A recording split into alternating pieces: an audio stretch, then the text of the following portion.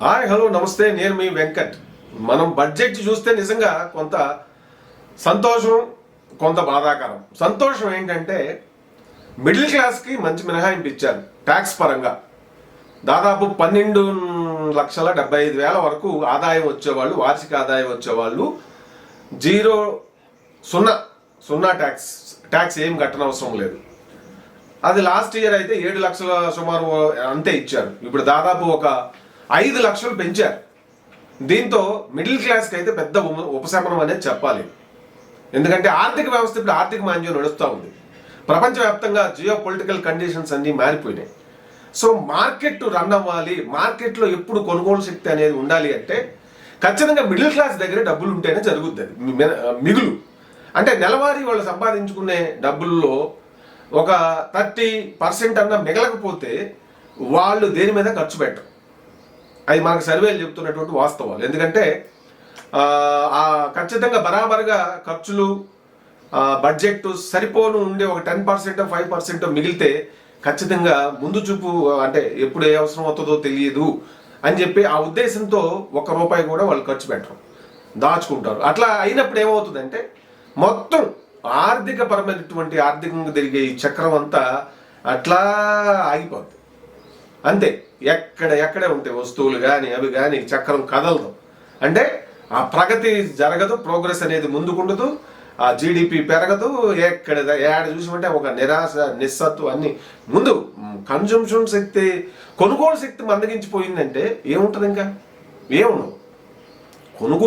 కొనుగోలు ఎంత పెరుగుతుంటే అంత మనీ రొటేషన్ అవుతుంటుంది, వ్యాపారం అంత జరుగుతుంటుంది, అంత యాక్టివ్గా ఉంటుంది. ఫైనాన్షియల్ వీల్ అనేది దేశవ్యాప్తంగా కూడా దేశం కూడా ముందుకు వెళ్తుంటాం. ఇది మాత్రం మంచి చేశారని చెప్పాలి. ఇది సంతోషకరం.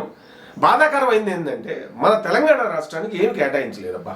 ఇది మాత్రం నిజంగా బాధాకరం. ఇక్కడ ఆయన మినిస్టర్ ఉన్నారు, కిషన్ రెడ్డి గారు, బండి సంజయ్ గారేమో ఆయన జాతీయ స్థాయి మరి ఇదిలో ఉన్నా కూడా ఏమి రాలేదు మనకి తెలంగాణకి. పక్కా తెలుగు మన ఆంధ్రాకైతే మాత్రం దండిగా ఇచ్చారు. సరే, వాళ్ళు అధికారంలో ఉన్నారు, అక్కడ ఎన్డీఏతో ఒక భాగస్వామిగా ఉన్నారు, ఇచ్చుకున్నారు. మరి భాగస్వామిగా ఉన్న వాళ్ళకి ఇచ్చుకుంటారు, వేరే కాంగ్రెస్ పార్టీ వాళ్ళకి మాత్రం ఏమి ఇవ్వరా? వేరే పార్టీలు ఉంటే వాళ్ళ పార్టీ కాకుండా, బీజేపీ కాకుండా రాష్ట్రాల్లో వేరే ప్రాంతీయ పార్టీలు ఉన్నా, కాంగ్రెస్ పార్టీ ఉన్నా వాళ్ళకేమి మొండి చేయి చూపించినట్టే అయింది కదా. ఇంత వివక్ష ఎట్లా? రాజకీయమే, కరెక్టే, చేసుకోవాలి, తప్పదు. ప్రతి వాళ్ళకి అధికారంలోకి రావాలి. కానీ అసలు మినిమం కూడా సపోర్ట్ చేయకపోతే ఎట్లా? ఆల్రెడీ ఇక్కడ తెలంగాణ రాష్ట్రం ఏమైంది? గత 10 ఏళ్లలో ఫుల్గా దోసుకొని పోయింది కల్వకుంట్ల ఫ్యామిలీ. మొత్తం మట్టసంగా ఏదో డెవలప్లు చేసామన్నారు, 7 లక్షల కోట్ల అప్పులు మిగిల్చిపోయారు. ఇప్పుడు సమర్థవంతమైనటువంటి పాలన అంటే ఏంటి? ఆర్థిక పరంగా ఎట్లా చేశారనేది ముఖ్యం. రైతు బంధు, లేదంటే ఇంకొక బంధు, ఆ బంధు ఏడ తెచ్చి ఇచ్చారు? ఎవరు డబ్బులై? అవన్నీ అప్పులు తెచ్చి అంత చేమంత ప్రజలకు వేసి ఇంత పెద్ద అప్పులు మిగిల్చి వెళ్ళిపోయారు. ఇప్పుడు వీళ్ళు చచ్చిపోతున్నారు. కాంగ్రెస్ వాళ్ళు ఏం చేయాలి వాళ్ళకి అర్థం కావట్లా. లోపల వాళ్ళ బాధ ఇంక చెప్పనలవు కాదు పాపం. ఎందుకంటే ఎటు చూసినా ఎడారే, ఎక్కడా ఏం లేవు, మొత్తం నాగేశారు, మొత్తం మింగేశారు, ఏం మిగిల్చలేదు. అది వాస్తవం. ఏమన్నా ఉంటే కదా 7 లక్షల కోట్ల అప్పులు చేసి దొబ్బి వాళ్ళు మిలియనీర్లు అయ్యారు, ట్రిలియనీర్లు అయ్యారు.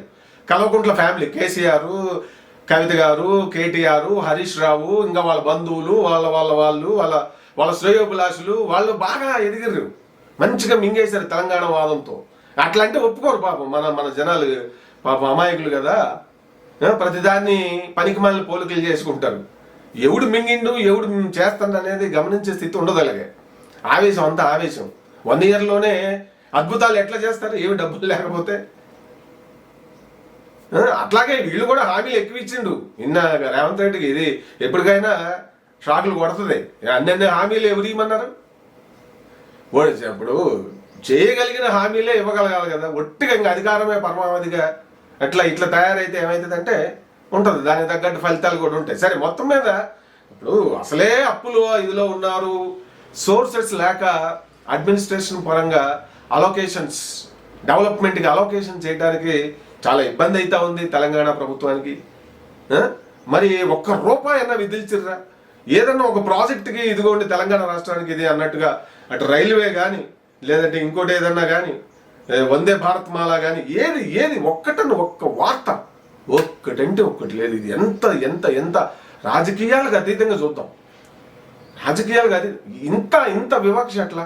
పక్కన ఉన్న రాష్ట్రానికి ఏమో దాదాపు 30,000 కోట్లు, ఒక 50,000 కోట్లు సుమారు అక్కడ కేటాయింపులు చేశారు.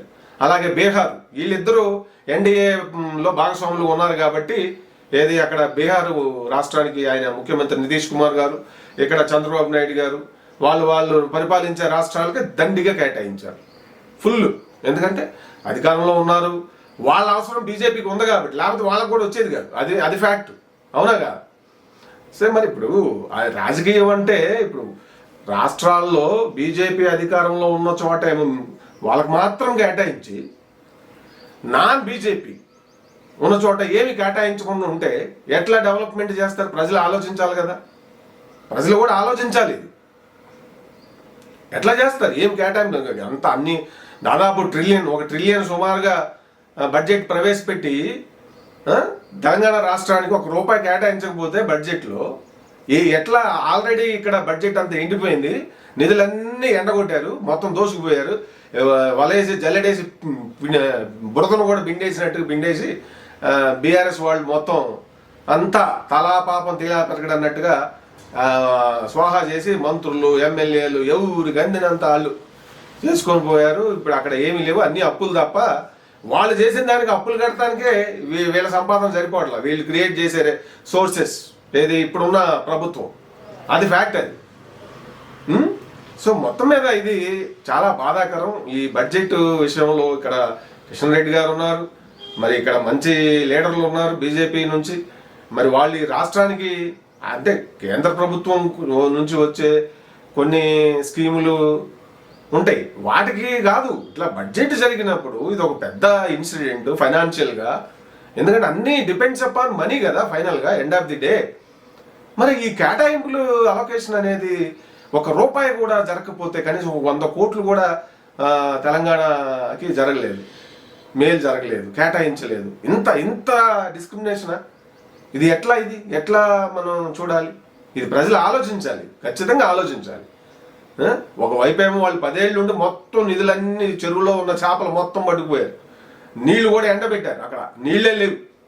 మళ్ళీ ఏమైనా చేపలు వేసి పెంచుకుందామంటే ఇప్పుడు ఉన్న ప్రభుత్వానికి అలా అని చెప్పి ఏమైనా చేప పిల్లలు ఏమైనా కనీసం పంపించారా అంటే? కొద్దిగానే నిధులు కేటాయించిందా ఇప్పుడు బడ్జెట్లో అంటే? ఏం లేదు. వాళ్ళ భాగస్వాములకి మాత్రం కేటాయించుకున్నారు. వాళ్ళ బీజేపీ రాష్ట్రాలు, పాలిత రాష్ట్రాలు ఉన్న చోట కొన్ని మంచి మంచి ప్రాజెక్టులు అనౌన్స్లు చేసుకున్నారు, అంతే తప్ప నాన్ బీజేపీ అనే ఒక లైన్ క్లియర్గా ఫాలో అప్ చేశారబ్బా. ఇది నిజంగా చాలా చాలా చాలా రాజకీయపరమైనటువంటి వివక్ష అంటాను నేనైతే. ఒక డిస్క్రిమినేషన్ కేంద్ర ప్రభుత్వం ఇట్లా ఫాలో చేయడం అనేది, ఇట్లా ఇప్పుడు దేశం అంతా ముందుకెళ్ళాలి, డెవలప్మెంట్ జరగాలి అని కోరుకుంటున్న తరుణంలో అసలు ఏమాత్రం ఫండ్స్ కేటాయించకపోవటం అనేది ఇది నిజంగా బీజేపీ తెలంగాణ ప్రభుత్వం పైన, తెలంగాణ రాష్ట్రం పైన, కాంగ్రెస్ ప్రభుత్వం పైన ఒక రకంగా మాటల్లో చెప్పలేనంత డిస్క్రిమినేషన్, అన్యాయం చేసిందనే అనిపిస్తుంది నాకు. మరి మీకేమనిపిస్తుంది అనేది కింద మీ వ్యాఖ్యల్లో రాయండి.